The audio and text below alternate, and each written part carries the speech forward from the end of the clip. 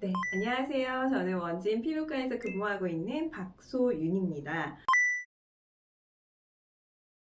코 조각 주사라고 많이들 들어보셨죠? 부끄럽지만 제가 만든 주사예요. 그래서 이 콧망울에 지방이 좀 많이 있는 것 같다 하는 분들은 코 조각 주사를 진행을 하고 코 사이 콧볼을 줄이는 수술이 있잖아요. 그거를 실로 할 수 있는 경우가 있어요. 콜 축소실도 같이 진행을 하게 되고 코 기둥이 너무 떨어진 경우에는 이 코 기둥에 지지대가 들어가기도 하고 여기가 너무 아까 펑퍼짐하신 분들 같은 경우는 하이코로 여기를 좀 라인을 정리를 해주는 부분들도 있습니다.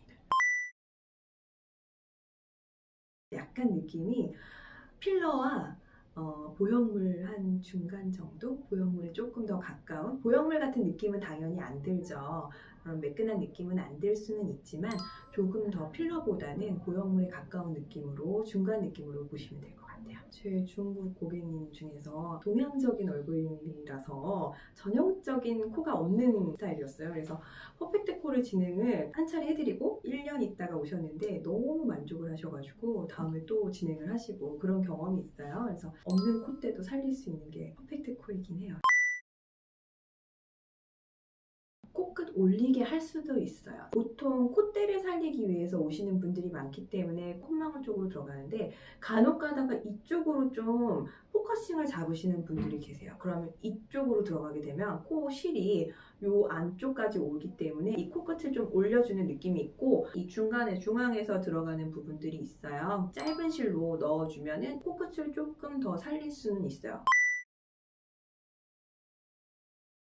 원칙적으로는 안 된다고 말씀을 드려야 돼요. 왜냐하면 그만큼 안에 해부학적인 구조가 엉망이 되어 있는 부분들이기 때문에 부영구축까지 될 정도면 안에 흉살이 굉장히 많이 분포되어 있잖아요. 혈관의 흐름도 좋지 않을 것이고 공간적인 여유도 없을 것이기 때문에 원칙적으로는 안 됩니다. 근데 간혹 가다가 여유가 있으신 분들이 있거든요. 저처럼 전문가한테 맡기셔야 돼요. 제가 만져보고 여유가 있다. 아, 이 정도면 할 수 있겠다 하는 코 같은 경우는 간혹 가다 진행을 해드리기도 해요. 그런 분들이 좀 고정 팬층이 되기도 하는데 하면서도 말씀을 드려요.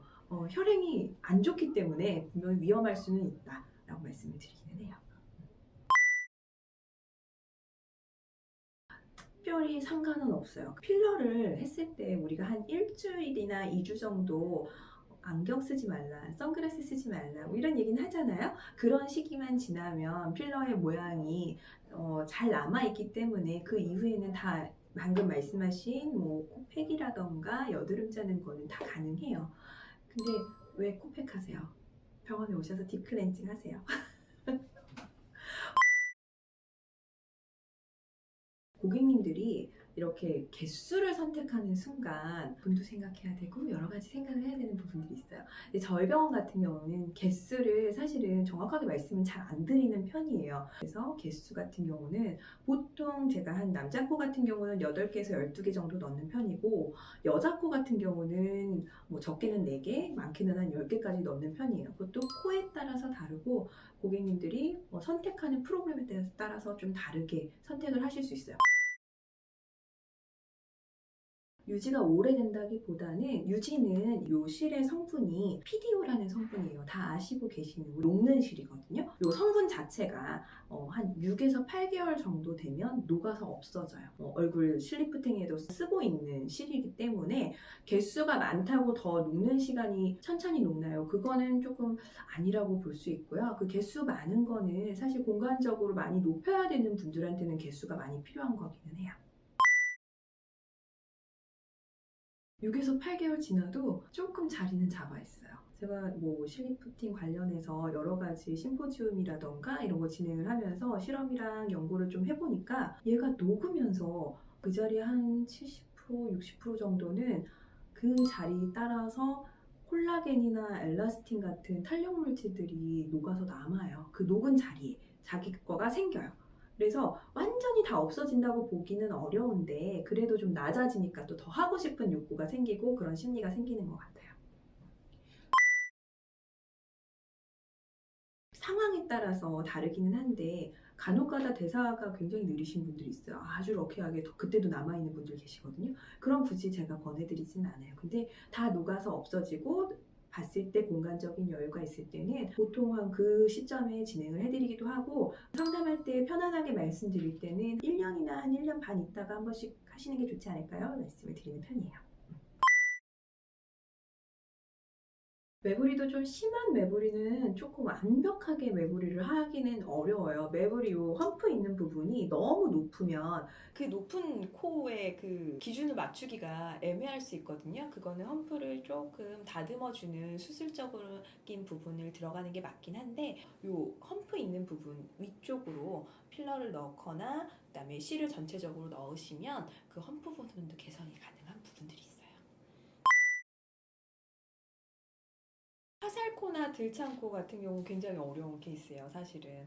들창코를 간혹 가다가 시행을 해드리기는 하는데 완벽하게 교정되기는 어렵다고 하고, 간혹 가다가 아주 다른 방식으로 진행을 하기도 해요. 코 말고 다른 데다 시술했는데 들창코가 조금 개선이 되는 경우도 있고, 그런 부분들은 복합적으로 얼굴을 좀 전체적으로 디자인할 수 있는 분이 봐주시는 게 되게 중요해요.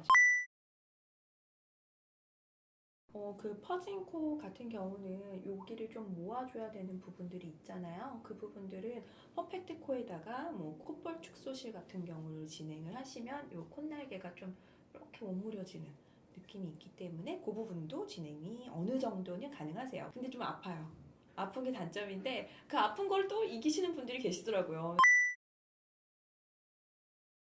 코퉁퉁이들도 이렇게 높아지면 훨씬 더 명료한 느낌이 있어요. 퍼펙트 코로 어느 정도 가능한 부분들이 있고, 코퉁퉁한 분들이 여기 콧날개 아니면 콧볼 같은 부분들이 퉁퉁한 부분들이기 때문에 콧볼 코조각 주사 근육이라던가 지방 쪽으로 맞으시게 되면 훨씬 더 도움 받으실 수 있어요.